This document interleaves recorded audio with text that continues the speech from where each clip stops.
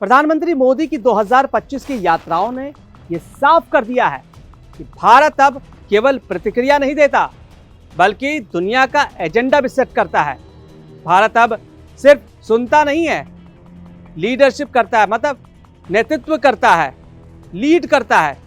भारत अब क्षेत्रीय शक्ति नहीं, वैश्विक निर्णायक बन चुका है।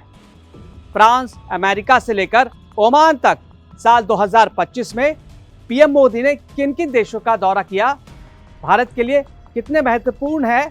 प्रधानमंत्री नरेंद्र मोदी ने साल 2025 में कुल 23 विदेशी दौरे किए। इस दौरान त्रिनिदाद और टोबैगो, नामीबिया और इथियोपिया समेत कई अन्य देशों ने पीएम मोदी ने अपने देश के सर्वोच्च पुरस्कार से नवाजा। फ्रांस, अमेरिका, अफ्रीका, खाड़ी और एशिया। सवाल ये नहीं कि प्रधानमंत्री नरेंद्र मोदी 2025 में कहां गए, सवाल यह है कि इन दौरों में भारत ने क्या हासिल किया। 2025 भारत की विदेश नीति का गेम चेंजर साल साबित हुआ है। 2025 में दुनिया 3 हिस्सों में बटी दिखी: युद्ध, आर्थिक अनिश्चितता, नई वैश्विक शक्तियों की होड़। इसी माहौल में भारत ने सिर्फ बैलेंस नहीं बनाया बल्कि लीडरशिप दिखाई है। भारत ने पीएम मोदी के विदेशी दौरे इसी रणनीति का हिस्सा थे। जहां जरूरत वहां भारत। 2025 की शुरुआत दुनिया के सबसे ताकतवर देशों से, मतलब फ्रांस और अमेरिका, यहां बात हुई।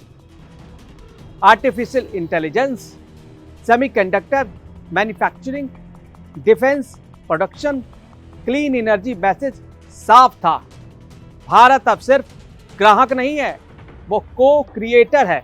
यानी टेक्नोलॉजी बनेगी तो उसमें मेड इन इंडिया भी होगा।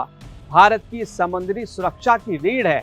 हिंद महासागर, मॉरिशस और मालदीव दौरे में फोकस रहा समुद्री सुरक्षा, इंफ्रास्ट्रक्चर, चीन के बढ़ते प्रभाव का संतुलन। ये दौरा बताता है कि भारत अपने पड़ोस को छोड़ नहीं रहा, संभाल रहा है अपने पड़ोस को। बिम्स्टेक और एशिया साझेदारों के साथ भारत ने यह कर दिखाया है कि दक्षिण एशिया और दक्षिण पूर्व एशिया के बीच सबसे भरोसेमंद पुल कौन है? भारत है। जापान के साथ high speed rail, defence tech, infrastructure अब रिश्ता दोस्ती का नहीं है बल्कि रणनीतिक मजबूरी बन चुका है। खाड़ी देशों के बिना भारत की ऊर्जा सुरक्षा अधूरी है। 2025 में सऊदी अरब और ओमान के साथ तेल गैस से आगे निकल चुके हैं।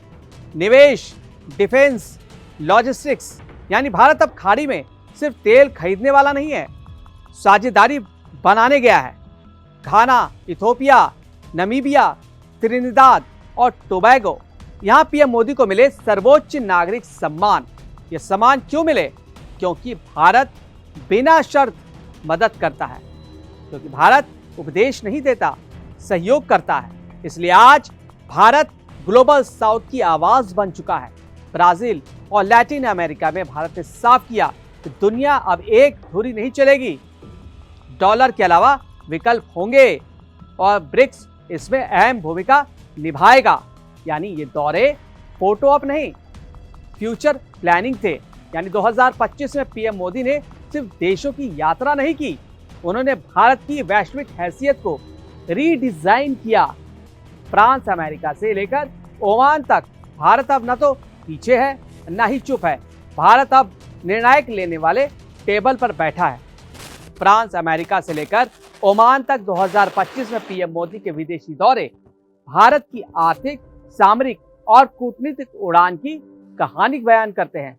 ये दौरे नहीं थे, ये भारत के भविष्य की बुनियाद थी।